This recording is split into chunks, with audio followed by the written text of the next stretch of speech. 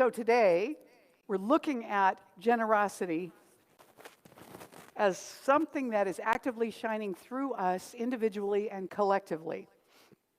You know, being a giver has a lot of benefits and also sometimes some surprises that are involved in it that we weren't expecting. A Lutheran pastor struck up a conversation with a man he met in the grocery line who told him that he never went to church. And the pastor said, well, why? Why don't you go to church? He said, well, all I have are my work clothes. And he had on dusty jeans and muddy boots and a sweat-stained t-shirt. And he said, I can't walk into Lutheran church looking like this. And the pastor thought this over when he went home. So he went to his congregation, and he collected some nice clothes from the congregation, and he gave them to this fellow who lived not too far from the church. And some weeks went by, and he still didn't see him. And then he bumped into him on the block near his home, and this time the guy was wearing a pair of khaki slacks and penny loafers and a button-down shirt. Well, Tim, you look just great, the pastor said to him. Why haven't I seen you at church? Well, the man began a little sheepishly. Last Sunday, I showered, shaved, and I put on the new clothes you gave me. And when I finished getting ready, I looked so good I decided to go to the Episcopal Church instead. Occasionally, when we're giving, we don't know exactly where it's going to go or how it will come back to us or if it will come back to us. And on one hand, what Posey said is true. What we put out, it has our vibration on it. It has our name on it. And so it has to come back to us in some form. It may not be the same form we send it out in, but it might be. However, when we send out a vibration like that with an ulterior motive, like I used to have conversations with my former husband where he would present an idea to me. It was something that he actually wanted me to do, but he would couch it in such a way that it sounded like it would be to my benefit. And yet, you know, it felt manipulative to me at the time because I knew there was an ulterior motive behind it. And so when we give with the ulterior motive of, okay, well, let's see if this brings me any more money, probably it isn't going to work. Because we have to give from a different place, which is a place of gratitude, where it's a place of wanting to improve something or expand it or pay it forward. And so what happens for givers who are coming from that place in the world, Deepak Chopra says this, giving connects two people, the giver and the receiver, and this connection gives birth to a new sense of belonging. So when we're in the giving mode and somebody's in the receiving mode that isn't receiving from a sense of obligation or, you know, now I owe you this, and they're not receiving from a sense of shame, like I shouldn't need this, I don't deserve it. But when we have a joyful giver and a joyful receiver, then we've got a really powerful flow going. Would you agree? There's something really happening there. It creates a synergy that's larger than the giver and the receiver. Maya Angelou said, I have found that among its other benefits, giving liberates the soul of the giver. There is something about giving that communicates to us at a deeper level that we are sourced. Not that we are the source, but that we're sourced. In other words, our roots go deeply into something that feeds us. And we have so much of that to draw on that we can allow it to flow forth through us out to others, knowing that that does not deplete what we have.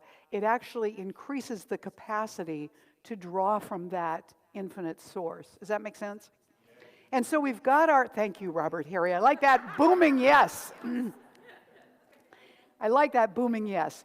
We've got our roots in spirit. And, I was working with a client this week who was saying, I don't connect well with people. And what I realized as I got to the point of the treatment was that I didn't need to treat for him to be more connected to people, because the truth is, you can't not be connected, but you can become oblivious to it or unconscious of it or not feel it. And then it seems like you're disconnected or you're not making the connection. And that is painful. And that is in our identification of ourselves sometimes, that we're not up to something. And rather than thinking we have to fix it, maybe it's helpful for us to know that what we really can do is open up to it because it's already there. You know, open the door in our mind or open the door in our heart to that quality that we think we want more of. Because you know what? You wouldn't know you wanted more of it because you wouldn't know what it was if it wasn't already in you. We can only identify stuff that we own or feel or experience or we have. It's in there somewhere. We don't just know it anecdotally, but we've had some connection with it somehow, and it's in there. And so when we're giving from that place, as Posey was saying, it feels so darn good. In the Gospel of Luke, it says, "Give, and it will be given unto you. A good measure, pressed down, shaken together, and running over, will be poured into your lap. For with the measure that you use, it will be measured to you." There used to be a personal growth speaker around years ago. I can't remember his name now. But he used to say, you can go to the ocean with a teaspoon or a bucket. The ocean doesn't care. So when we want to draw from the infinite resource, sometimes in our mindset, in the way that we hold values in this part of the world, we sometimes think, you know, well, I need to make more money. I need to bring in more money. I need to have more money. Now, that would be a blessing. It's true. But everything that we want to experience more of, everything that we want to experience more of is actually that we want to experience more God, more good, more connection, more love, more sense of depth and purpose and security. You know, security is not in the conditions and circumstances and stuff and people. Because if it is, as soon as those are gone, then we're free-floating, scared stiff. Security actually isn't anchoring in the material, it's anchoring in God. Because then, no matter where you go, you're already home. No matter who you're with, you're connected to the infinite.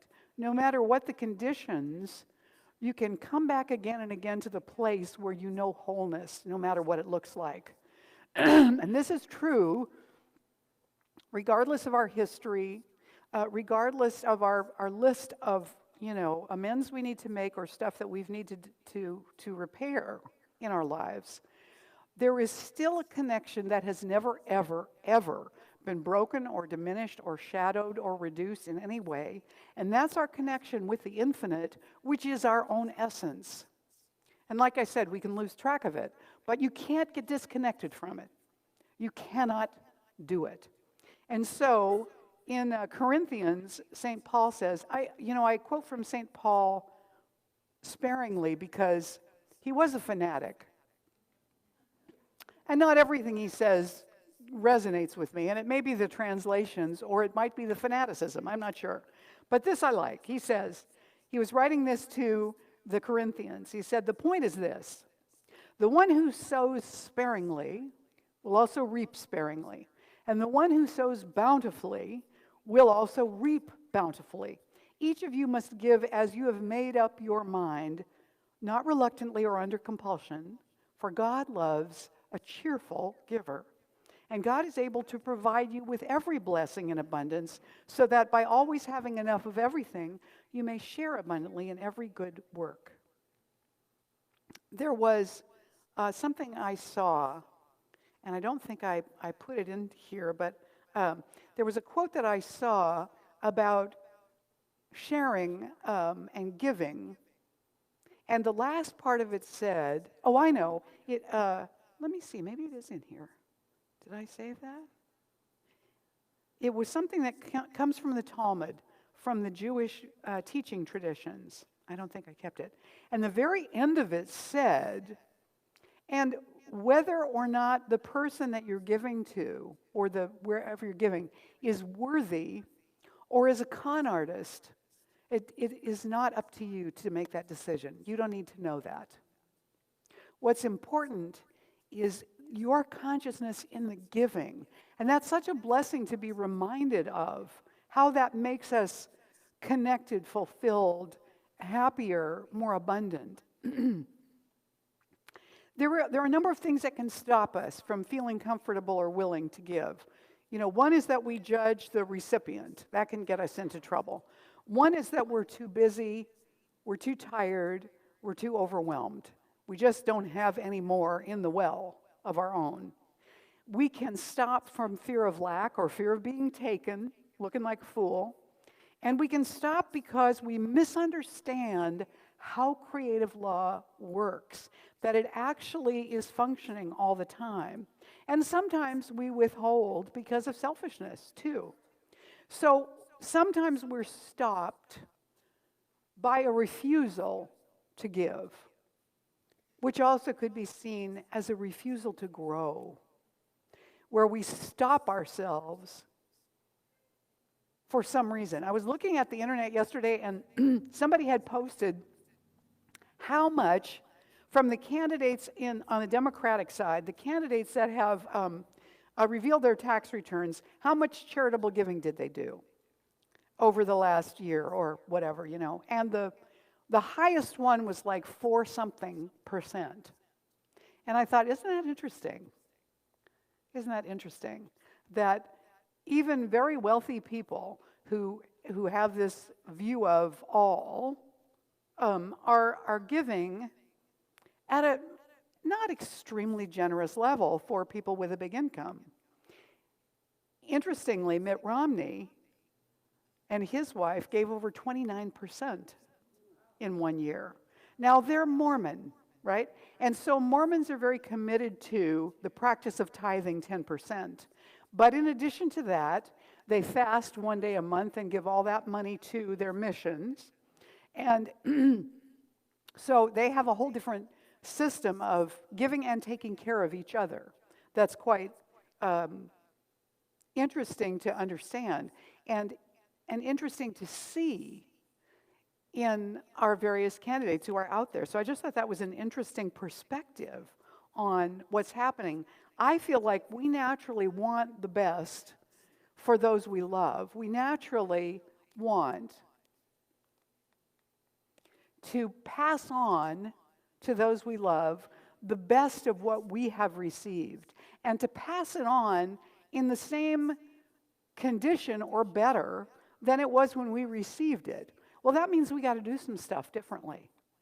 And we have to maybe look at how our lives become a microcosm of that larger picture that we want to pass on.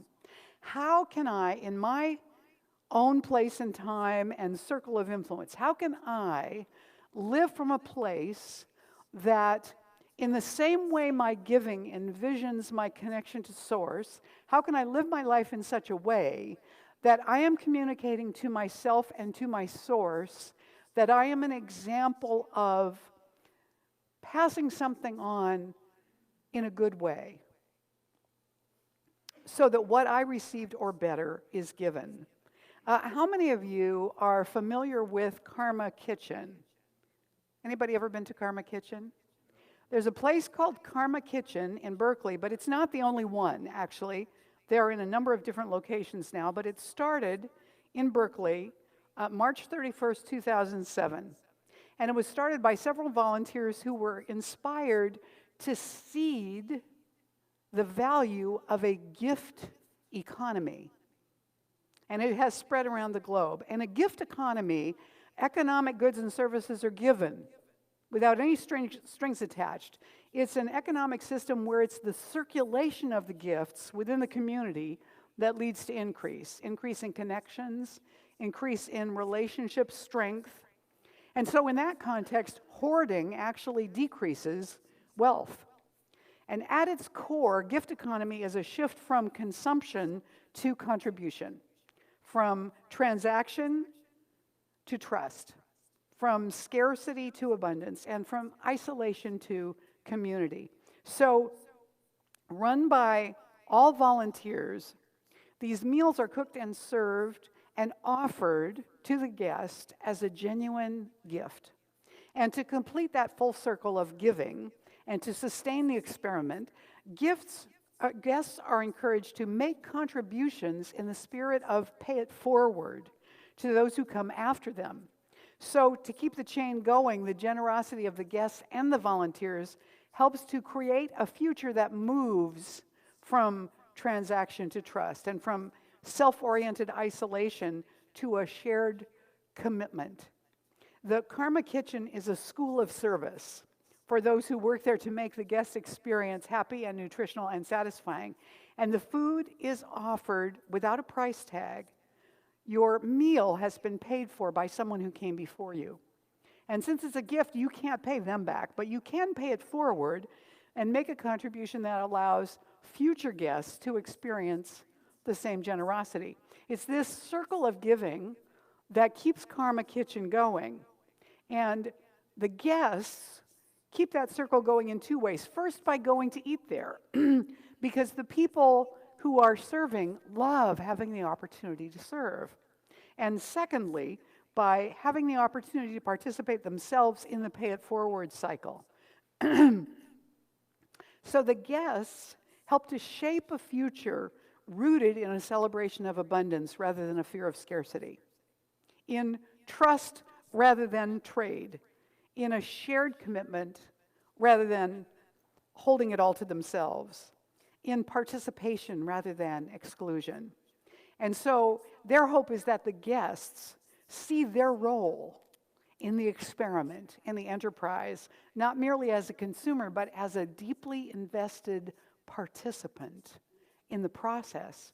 And so it seems to me that that is the crux of what is happening for us when we decide what our gift will be in the coming year to our spiritual home. So I want to take a moment to share my vision with you a little bit. Now, you've received a handout this morning with your program that's a couple pages long. I'm certainly not going to read that to you. But it tells you some of what happened this year, some of what we did with what came to us from last year. And I want to tell you about some of what we're looking toward. So we're looking toward having our Golden Gate House Band more. Yeah. And the house band, I think, ought to have a name, don't you think? Yeah. So I'm thinking maybe we need to do some kind of a contest to name them. Let's think about that. We're going to have them more often. Bring back some of our very favorite musicians. Up-level and enliven what we do in the music even more. And probably also shift what we're doing with the soundboard in order to make it more manageable and easier. So that will be another investment. But we've been investing, in our hello out there in the world, our ability to do Sunday morning talks and to post them on YouTube. But as we move forward, what we're going to be able to do is stream those live to 3 different broadcast what do you want to call them, services at once, like YouTube and Facebook and something else all at the same time. And people can watch it live, or they can go and see it later on YouTube when it's uploaded there. And to do that, also we want to move forward and be able to do 1 or 2 more things that will let me, from right here in the room, tap into YouTube and show you if I have a video or something I want you to see, I can do it right now instead of having to build it into the slideshow. So there's a number of things like that we want to do to perk things up here. And then I got to tell you about the website. Now, I don't know if this is going to all work itself out, but the newest thing that has developed that's a tremendous opportunity, I think, for us is that our church in Dallas is building a new website. And it's not live yet, but I've seen it and it's fabulous. And we're going to have conversations about working with that template and plugging our information into it because it's already designed. and that will cost us a lot less than the $12,000 they paid for it. And they're willing to have that conversation. God bless them. So that could be pretty exciting. And so we're having those conversations. We kind of got bogged down with the power outages and the fires, but we're back on track. So that's inspiring to me. That's happening. We want to bring Tama Keeves back in the coming year. We know that you love her. We are already talking with her about scheduling. You know, Narayana and Janet, who you like so much here, when they're here on Sunday mornings, they're going to do a soul singing event in January. That is going to be an evening of chanting and singing with them. It's going to be at Sue Ruda's home. God bless her. It's on a Friday night in January. We'll tell you about that when we get closer to it. And we've got J.D. Martin and Jan Garrett coming from Denver in mid-February, and they're the ones that wrote and sang "I Dreamed of Rain." And so they're going to be here, and they're going to do the talk and the music, but I'm going to be here as their MC because I've been wanting to meet them forever. So they're coming from Denver. I'm going to Denver later that day for convention. You know, that's how the world works. Here's the thing. We've been here as a community for many years, but lots of people do not know that we exist. And Reverend Katherine and I were talking at our major donor pledge banquet on Friday night, and what we realized was that part of the reason that we are in the science of mind and we became ministers is because it saved us at times when our lives were so painful. You know, I was a senior in the School of Ministry when I was going through a divorce. And I remember getting out of church one Sunday morning to walk into the building toward the beginning of all that. And one of the practitioners, who happened to be a housemate of mine, saw me coming and came out of the building and said to me, "Tell me that you hurt." And he took me in his arms. That is the kind of community that is meaningful to us, where we don't always have to be on, and we have the opportunity to reveal our healing process and be supported in it. And as Posey said, be willing to do the work ourselves, but be willing to receive the support that we need. It makes a huge difference to our lives. That's why I'm here. And I would like that to be more available in Marin. It seems to me this is a ripe time for it, and we're a ripe congregation for it. And I would like to pass that on. And part of what I see that frustrates me to pieces, but only because I hold it in a particular way, I want to own that, is I know that this congregation has looked for a 24/7 home a number of times and not, zeroed in on it because Marin is full, because Marin is expensive, because, I don't know. But maybe we're ripe. What I know is that like many of the spiritual centers in the world, we will age out if we don't find a way to do something that is focused on many, many more opportunities than Sunday. We need to be a church that has a location where we can do stuff every night of the week if we want to, and we've got a parking lot for it, and we can rent it out to people for stuff, and we can do weddings there, and we have it. It's ours to do. I did a Teze service for the practitioners at the Practitioner retreat on Friday night when we did that retreat a few weeks ago, and they loved it, and I thought, I want to do this for the whole congregation. I'm taking a class right now with Kathy Ann Lewis and Abigail, the two ministers up in Seattle, who are doing an online class for ministers on putting on retreats for their church that are a win-win for the church, for the minister, for the people, and is profitable. And I want to do a congregational retreat. I mean, there's just stuff I want to do. And I hope that you want to do some of it too. So I'm going to give that to you and close this talk so that we can go into the depth of the pledging time without having that all go on to the Sunday morning talk on YouTube. Because I think they probably don't need to watch all that. So, goodbye, darlings on YouTube. We love you. We thank you. And let me say to all of you at this moment to formally end the talk, namaste.